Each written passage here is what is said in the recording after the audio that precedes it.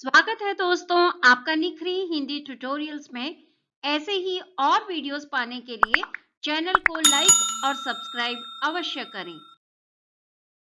दोस्तों, आपके सामने आज भीम और पवन पुत्र हनुमान जी का एक प्रसंग प्रस्तुत है।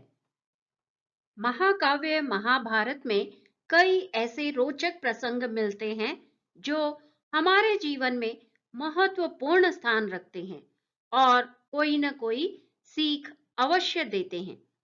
ऐसी ही एक कहानी है भीम और पवन पुत्र हनुमान जी की। महाभारत में जब पांडवों का वनवास चल रहा था, तब पांचों भाई और द्रौपदी जंगलों में भटक रहे थे। इस दौरान वे कैलाश पर्वत के जंगलों में पहुंच गए। उस समय यक्षों के राजा कुबेर का निवास भी कैलाश पर्वत पर ही था। कुबेर के नगर में एक सरोवर था जिसमें सुगंधित फूल थे। कथा के अनुसार पांडव जब वनवास भोग रहे थे, तो उस समय एक दिन द्रौपदी आश्रम में बैठी हुई थी कि तभी एक पुष्प उड़कर उनके पास आ गया। पुष्प की सुगंध द्रौपदी को इतनी पसंद आई कि उन्होंने भीम को बुलाकर इस पुष्प को लाने के लिए कहा। उनकी इस इच्छा को पूरा करने के लिए भीम पुष्प की खोज में वन की ओर निकल पड़े। पुष्प की खोज करते हुए भीम एक वन के द्वार पर जा पहुंचे। रास्ते में भीम ने देखा एक वानर रास्ते पर पूंछ फैलाकर सो रहा है।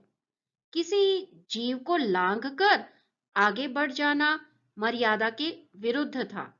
इसलिए भीम ने वानर से कहा, आप अपनी पूंछ हटा लो, मुझे यहां से जाना है। लेकिन वानर ने कोई प्रतिक्रिया नहीं दी। भीम को क्रोध आ गया।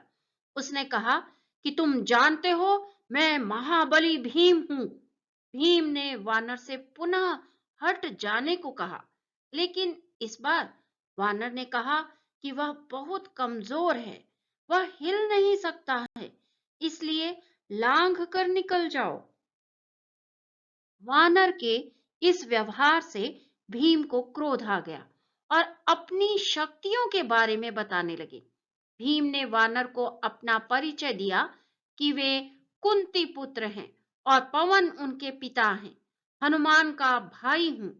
वानर ने कहा कि इतने शक्तिशाली हो तो तुम खुद ही मेरी पूंछ रास्ते से हटा दो और चले जाओ। भीम पूंछ हटाने के लिए कोशिश करने लगा, लेकिन पूंछ टस से मस नहीं हुई। तब भीम ने हार मान ली। वह वानर से प्रार्थना करने लगा। तब वानर ने अपना असली रूप दिखाया। वे स्वयं पवन पुत्र हनुमान जी थे। उन्होंने भीम को समझाया कि तुम्हें कभी भी अपनी शक्ति पर इस तरह घमंड नहीं करना चाहिए। ताकत और विनम्रता ऐसे गुण हैं जो विपरीत स्वभाव के होते हैं, लेकिन अगर ये एक ही स्थान पर आ जाएं, तो व्यक्ति महान हो जाता है। दोस्तों, इस प्रसंग की सीख यह है, अगर कोई व्यक्ति ताकतवर है तो उसे घमंड नहीं करना चाहिए। ताकत के साथ घमंड होगा तो व्यक्ति समाज में मान सम्मान प्राप्त नहीं कर पाता है।